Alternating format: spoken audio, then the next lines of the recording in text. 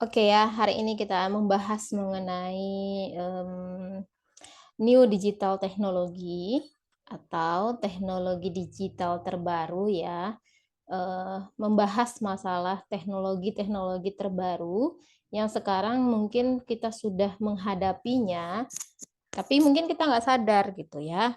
Nah, balik lagi ke minggu sebelumnya atau minggu lalu, pembahasan pertemuan ketiga, ini kan kita membahas mengenai revolusi industri ya, revolusi industri 4.0.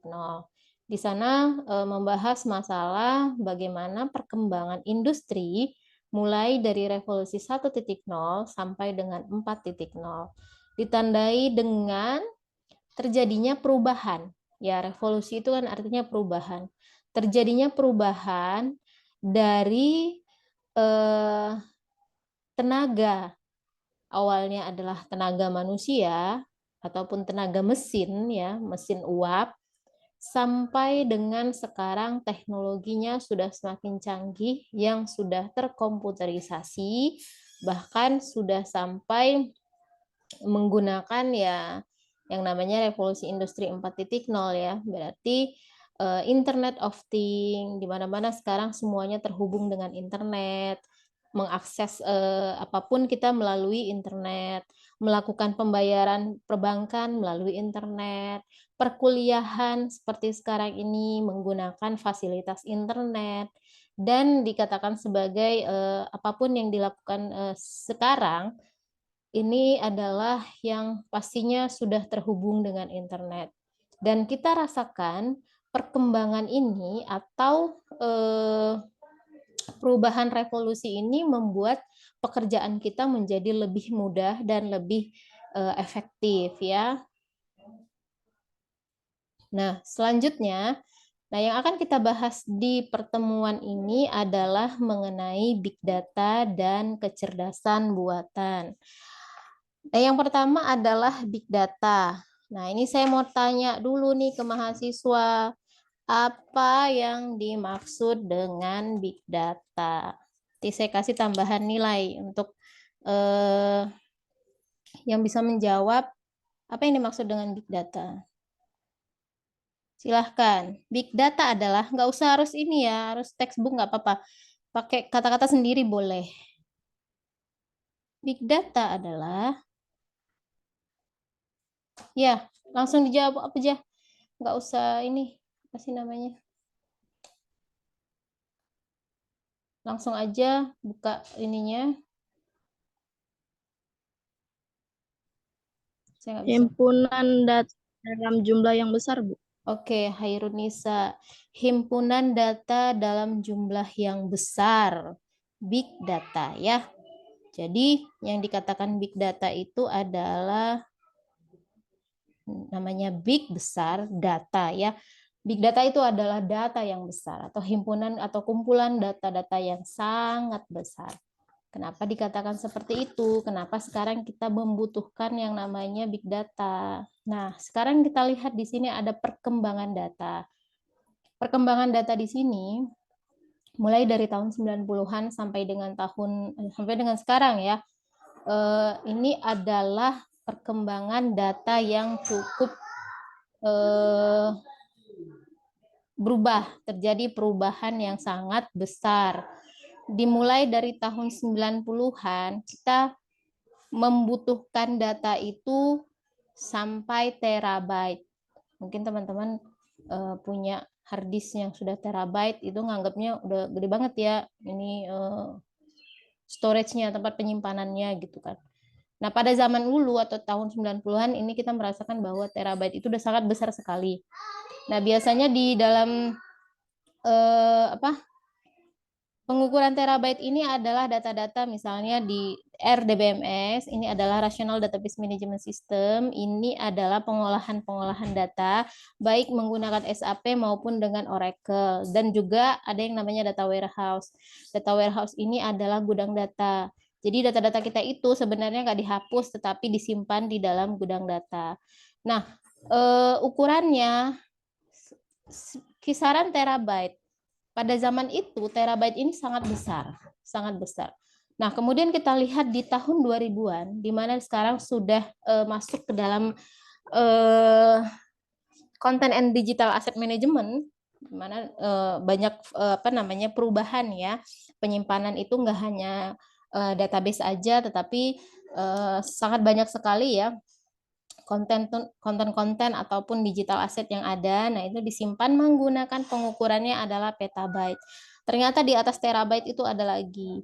Nah, sampai dengan sekarang di tahun 2010-an ya, di tahun 2010-an ini ada yang namanya media sosial, kemudian browser, search engine. Di sini ada Twitter, kemudian ada YouTube dan sebagainya. Ini sebenarnya adalah data kita ya. Semakin besar data ini, maka dikatakan sebagai big data ya, data yang sangat besar. Contoh misalnya kalau teman-teman memiliki media sosial ya, sebenarnya itu adalah semuanya data ya. Misalnya buka YouTube, buka Facebook, kemudian yang paling gampang adalah ketika kita membuka Google Search. Ketika kita membuka Google Search, maka nanti di sana akan mengetikkan sesuatu ya, maka kita bisa lihat ketika kita mengetikkan sesuatu itu ada langsung muncul apa yang kita mau lihat atau mau cari ya. Misalnya kita mau cari pengertian big data gitu di search engine, maka secara otomatis muncul beberapa rekomendasi hasil dari pencarian tersebut. Nah, beberapa rekomendasi inilah atau urutan-urutan pemilihan yang ada di hasil searching inilah yang dikatakan sebagai data ya. Nanti akan muncul banyak. Dan mungkin teman-teman juga merasakan begini. Sekali saya membuka YouTube ya, kemudian saya buka search ya, pencarian, pilih salah satu topik contohnya ya, topiknya misalnya tentang big data. Nah, biasanya nanti di feed-nya itu, feed YouTube ataupun feed IG itu adalah nanti biasanya muncul yang berhubungan dengan itu, dengan big data tersebut ya. Artinya dia memunculkan search pencarian yang lebih banyak yang berhubungan dengan yang kita ketikkan tadi ya. Nah, seperti itu. Itu adalah data. Dan hati-hati, ada yang namanya jejak digital ya. Jadi ketika kamu misalnya udah lama banget nih nggak tahu ternyata saya dulu punya foto ini gitu kan. Itu sebenarnya nggak hilang, tetapi tersimpan ya. Tapi tersimpan. Nah, seperti itu. Ini adalah big data ya. Nah, selanjutnya kita lihat di sini adalah gambaran umum daripada big data. Gambaran umumnya adalah di sini ada yang namanya data, informasi, knowledge, dan decision ya. Gambaran umum big data ini adalah elemen penting dalam big data, di antaranya adalah data. Data ini adalah sebuah fakta ya. Data adalah sebuah fakta, kemudian ada informasi. Informasi ini adalah capture data and knowledge. Informasi ini adalah hasil dari pemrosesan data. Ya, informasi ini adalah hasil dari pemrosesan data. Kemudian ada yang namanya knowledge. Knowledge ini adalah atau ilmu pengetahuan ini adalah our personal map ya atau model of the world. Ini adalah apa yang kita ketahui dan saat ini tidak dapat menyimpan pengetahuan dalam diri kita dan apapun selain otak ya. Jadi knowledge-nya ada, ilmunya ada sesuatu yang dihasilkan. Sehingga hasil dari gabungan antara data, informasi, dan knowledge ini menghasilkan sebuah decision atau keputusan atau inform action atau ada sebuah aksi yang terjadi ya atau ada sebuah aksi yang terjadi. Misalnya gini, kita misalnya kalau kita lihat ya di media sosial ini kan kita lihat kelakuan daripada user ya atau kebiasaan daripada user itu dia suka dengan posting video yang durasi singkat misalnya ya. Tetapi itu apa namanya, contohnya kayak misalnya di Instagram ya, misalnya di Instagram ini kan awalnya kan belum ada yang namanya Reels, Reels Instagram, ataupun ada yang namanya IG Story itu kan awalnya belum ada.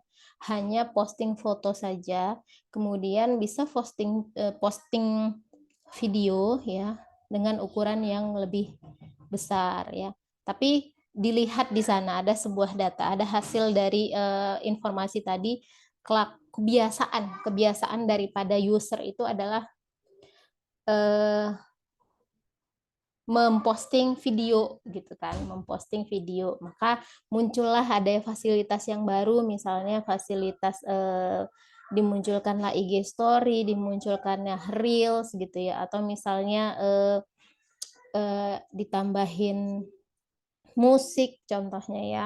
Nah, ini adalah kebiasaan-kebiasaan daripada user sehingga pihak Instagram nanti akan melihat, oh ini kayaknya ada hal yang harus kita tambahin, ada informasi yang harus kita berikan ya, karena dilihat dari kebiasaan dari user tersebut. Nah, itu berdasarkan data-data yang dikumpulkan oleh mereka ya. Sama halnya kayak dengan Facebook, ada kelakuan-kelakuan atau kebiasaan-kebiasaan kita sebagai pengguna Facebook yang bisa mereka kumpulkan datanya sehingga memunculkan sebuah decision ataupun memunculkan sebuah hasil yang terbaru.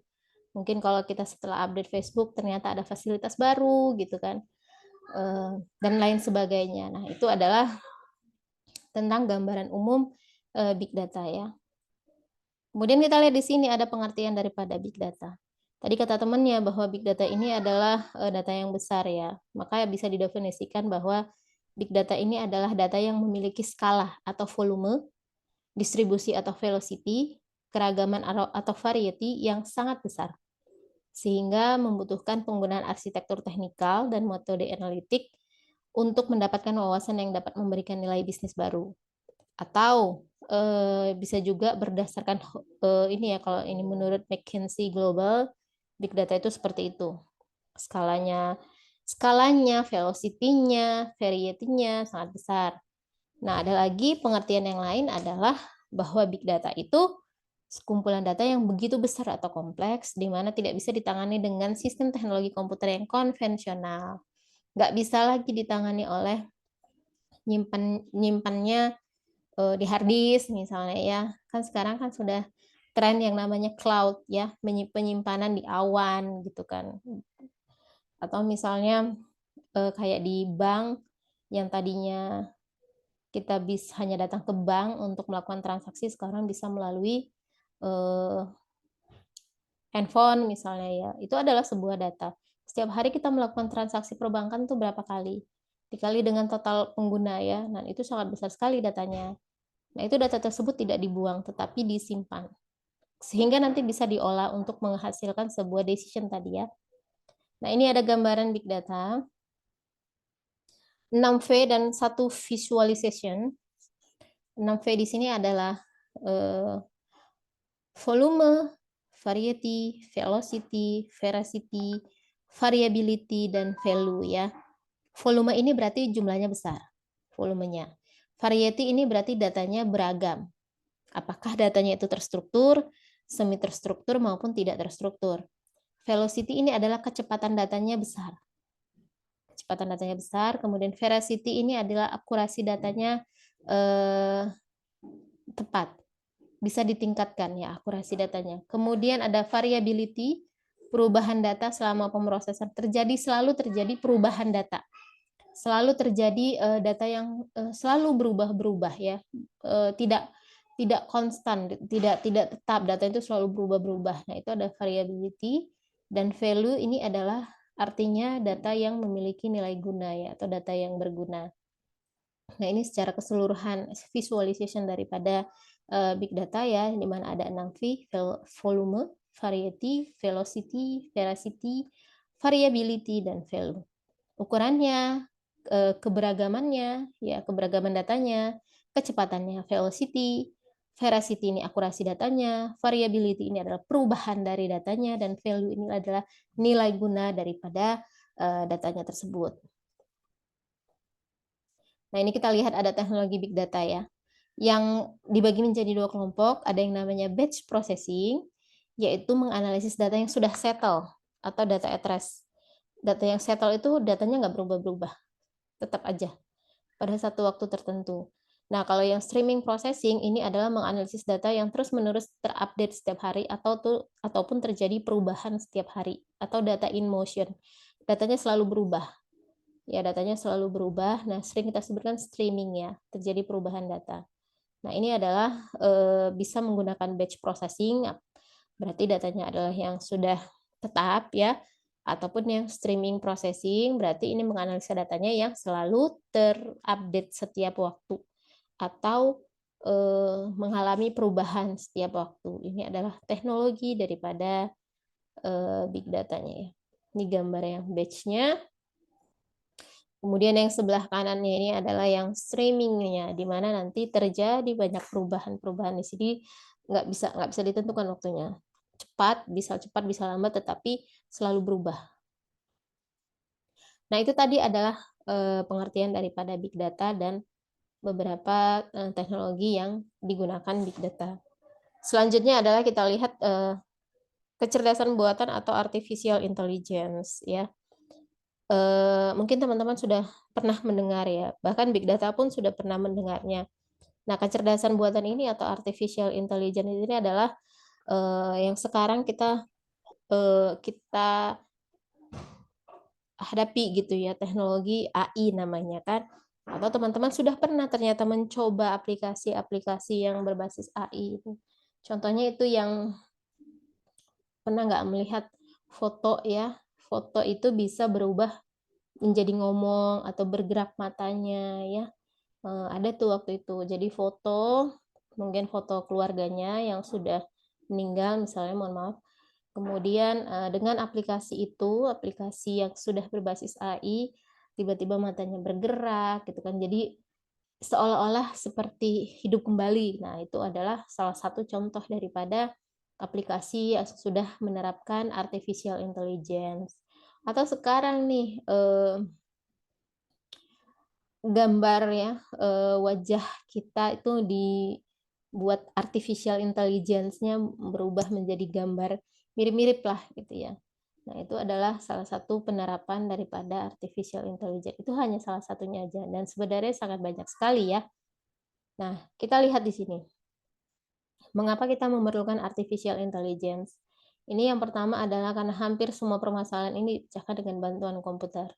Jadi sekarang ini kan kita semuanya sudah tadi di awal dikatakan bahwa sekarang segala sesuatunya adalah semua selalu terhubung dengan internet ya, atau kita selalu membutuhkan yang namanya bantuan daripada komputer. Tanpa adanya internet, stres. Internet mati 2 jam aja bingung. WhatsApp down, nggak tahu mau ngapain, ya nggak? Nah, itu adalah salah satu bahwa kita sangat bergantung sekali dengan komputer dan internet. Nah, itu yang pertama. Yang kedua adalah masalah semakin kompleks dan tidak mungkin manual lagi. Data semakin besar, kemudian kebutuhan semakin banyak, waktu yang kita butuhkan untuk mengakses itu butuh cepat, jadi semakin kompleks. Ketika kita ingin membuat dalam bentuk yang manual lagi misalnya ya, nggak terkomputerisasi itu sangat sulit sekali. Jadi sekarang itu semakin kompleks, tidak mungkin lagi dibuat yang manual gitu ya. Kayak sekarang ini kita kuliah secara daring ini adalah salah satu karena semakin kompleksnya kebutuhan yang kita inginkan. Sekali perkuliahan ada 3 kelas yang masuk dalam satu kelas gabungan ya. Biasanya kalau tidak ada daring atau tidak ada e-learning seperti ini, mungkin kita di kelas. Dan nggak mungkin satu kelas itu digabung 3 kelas, nggak, pasti beda-beda. Nah, ini salah satu efektif dan efisien ya. Menggabungkan beberapa kelas menjadi satu kelas, kemudian dilakukan perkuliahan secara e-learning, ya seperti perkuliahan umum jadinya ya. Nah, ini adalah contohnya mengapa kita memerlukan ini ya, karena kompleks ya. Kemudian tidak ada keterbatasan hardware lagi. Perkembangan hardware atau perangkat keras ini kan semakin baik tiap perubahannya ya, semakin canggih. kemudian semakin bagus, harganya bahkan lebih murah, ya. Nah, ini adalah alasan yang selanjutnya.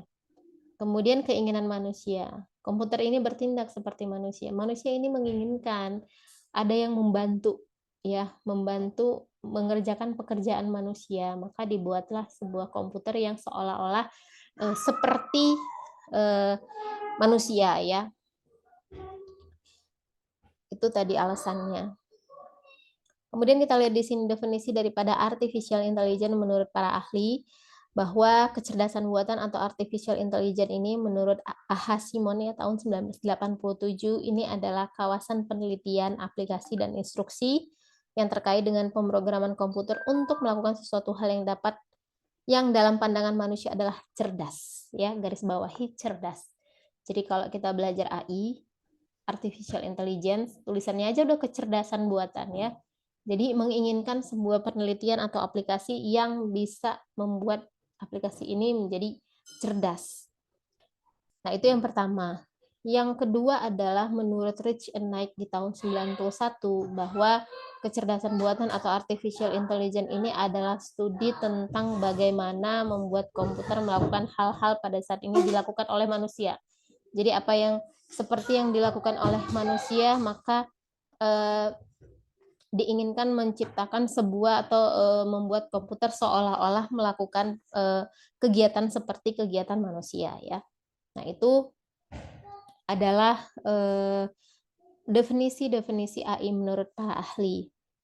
Nah, kemudian kita lihat di sini ada kategori daripada definisi AI yang dikelompokkan menjadi 4 macam.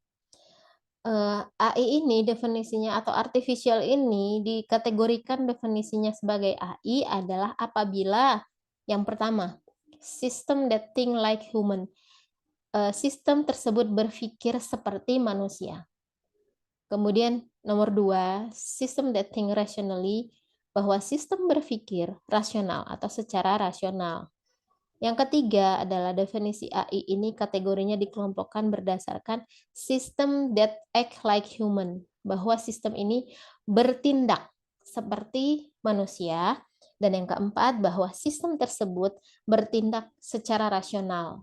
Jadi ya, berpikir seperti manusia dan berpikir rasional, bertindak seperti manusia dan bertindak rasional. Nah, itu adalah kategori dari definisi daripada AI, ya. Think like human, think rationally, act like human, dan act rationally, ya. Seperti itu, ada 4. Kemudian kita lihat di sini ada pendekatan daripada AI ini ditinjau dari 2 pendekatan. Apakah artificial intelligence ini yang pertama pendekatan secara ilmiah atau scientific approach, atau yang kedua pendekatan ini ditinjau dari pendekatan teknik atau an engineering approach, ya. Kalau pendekatan ilmiah atau scientific approach, pendekatan dasar ilmiah ini timbul sebelum inovasi komputer. Ya, seperti kasus mesin uap dan dapat diatasi dengan perkembangan teknologi, maka ada dari sisi ilmiahnya mengapa perlunya artificial intelligence, ya, dari sisi ilmiahnya. Kemudian dari sisi engineering-nya adalah usaha untuk menghindari definisi AI tetapi ingin mengatasi atau memecahkan persoalan dunia nyata. Ingin diselesaikan dari sisi real world problem, ya. Pendekatan daripada AI ini, ya. Nah, ini mengapa kita mempelajari AI? Ini ada beberapa pengertiannya, ya, bahwa AI ini mempresentasikan bagian tengah atau inti dari ilmu komputer atau computer science. Kemudian ini AI mewujudkan suatu bentuk ketidaktepatan dari komputasi, ya. Jadi dia mampu membantu dalam hal penyelesaian atau ketepatan daripada komputasi. Kemudian dia adalah bagian dari ilmu cognitive science, ya, perpaduan ilmu filsafat, ilmu linguistik dan sebagainya, karena kita harapkan bahwa AI ini nanti bertindak seolah-olah seperti manusia, dia cerdas. Kemudian Alasan penting lainnya adalah penelitian AI diharapkan menemukan atau membongkar bentuk krisis besar dalam waktunya ya. Baik krisis yang dibuat oleh interaksi dari teknologi ilmiah atau sains, filsafat, kemudian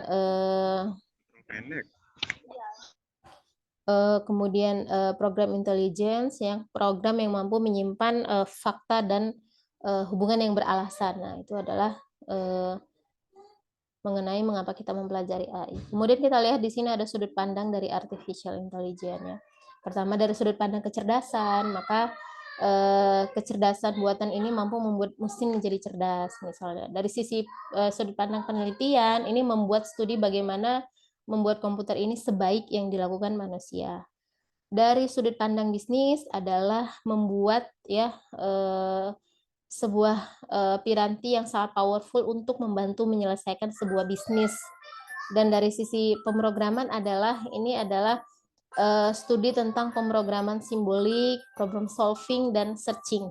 Jadi searching itu adalah salah satu contoh secara real penerapan daripada artificial intelligence ya. Nah, contoh yang lain dalam kehidupan sehari-hari yaitu artificial intelligence itu adalah mungkin teman-teman pernah lihat face unlock ya, misalnya handphonenya itu pakai fasilitasnya bukan pattern ya, nggak pattern tapi dia pakainya yang face wajahnya. Nah, itu adalah salah satu penerapan artificial intelligence, sebutannya adalah face recognition ya, atau pengenalan wajah. Jadi kalau misalnya wajahnya sudah tepat ya, maka lock-nya akan terbuka ya, jadi unlock gitu ya. Atau misalnya adalah e-payment. E-payment itu adalah salah satu penerapan daripada atau contoh kehidupan sehari-hari pemanfaatan artificial intelligence ya. Pembayaran kayak misalnya sekarang kita kalau misalnya mau pergi-pergi itu mungkin hanya butuh satu kartu aja gitu, atau misalnya nanti semuanya ada di handphone ini, satu handphone bisa scan barcode mau jajan misalnya mau beli bisa kan kayak QRIS gitu kan. Kemudian naik busway atau naik KRL kita memanfaatkan e-payment tadi ya, e-payment tadi. Nah, itu contohnya seperti itu. Atau media sosial ya. Media sosial itu adalah salah satu penerapan dari AI. Mungkin teman-teman pernah melakukan ini. Tag orang di Facebook, temennya gitu misalnya. Kita kayak ini kita memilih tagging ya, nge-tag lah artinya. Nanti dia suka muncul di sana ada kotak-kotak gitu, ada satu frame namanya sudah ada di sana. Kayaknya mereka udah tahu kalau ini namanya ini, kalau A ini namanya ini. Nah, itu yang dikatakan sebagai penerapan kecerdasan buatan di media sosial ya, seperti itu. Seperti itu untuk hari ini materinya mengenai big data dan artificial intelligence. Mudah-mudahan bisa dipahami. Jika ada yang ingin ditanyakan, silahkan.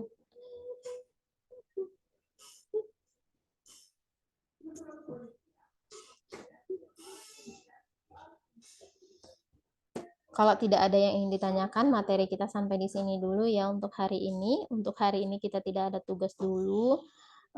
Insya Allah minggu depan kita lanjut materi kita. Mudah-mudahan bisa dipahami. Terima kasih. Selamat siang. Semoga semuanya sehat selalu. Assalamualaikum warahmatullahi wabarakatuh. Waalaikumsalam warahmatullahi wabarakatuh. Terima kasih, Bu. Waalaikumsalam warahmatullahi wabarakatuh. Terima kasih banyak Ibu. Oke.